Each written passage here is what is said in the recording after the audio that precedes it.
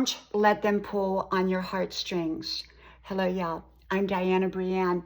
You know, I think one of the downfalls of being compassionate and kind is that often compassionate and kind people end up getting used. And it doesn't have to be that way, because you can be compassionate and kind and not get used.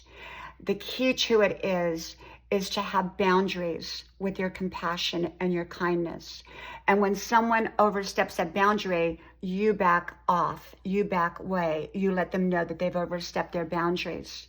Most boundaries don't even need to be spoken. Most people know, but for sometimes a boundary needs to be spoken. And so being compassionate and kind is a good thing. It just needs its boundaries. And it also needs to know that being kind and compassionate is not an excuse for being used. And often people who are vultures, narcissists, toxic relationship type people often prey on compassionate and kind people. I saw a commercial the other day, and it was for donations. And I'm all about the organization, but I didn't like how they were pulling on the heartstrings of people through the commercial. I noticed that right up front. And, you know, it's a big business. And I thought, you know, compassion and kindness are one thing, but, you know, being used is another. And I'm not saying that that commercial was using somebody, but it did, you know, bring to my thought about how often kind, compassionate people will try to be so helpful. They'll try to help other people, and they get caught into being used because often they don't see that the person is what is called a narcissist or a toxic personality, or somebody who just uses and creates chaos and creates problems in their own life.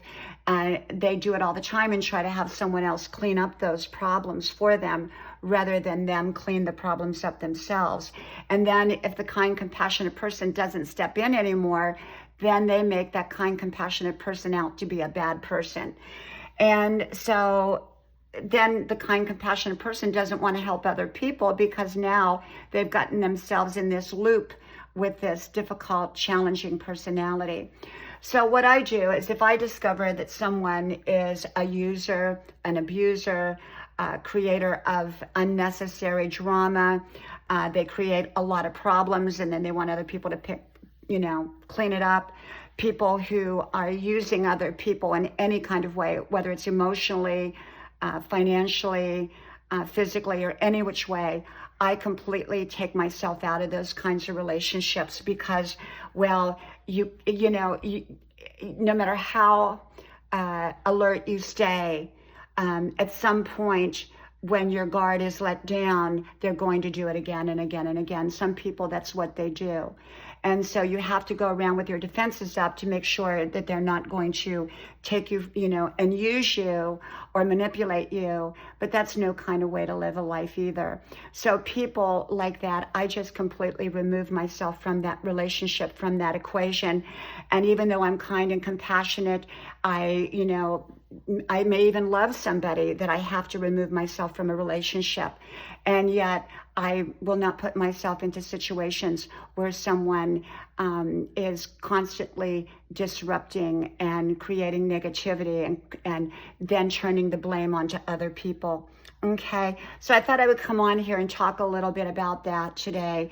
It really is, I think, a subject that a lot of people go through. Good people do tend to get used, but you don't have to stop being good, kind, and compassionate. You can continue to be good, kind, and compassionate. You just have to have boundaries and know when to say no. And if that person crosses the boundaries, then you step back, or you tell them you've crossed the boundaries. And if they don't step back from doing it, then you limit the relationship or entirely walk out of the relationship. But what I have found is, if it's a narcissistic type personality, you can't really reason with them, because they're going to manipulate again at some point when you've got your guard down. And so no matter what, they're going to do it over and over and over again. It's not a one-time occurrence. And so for me, I just completely stay out of those kinds of relationships, no matter who they are. From my house to yours, I hope to talk to you soon again. Bye-bye.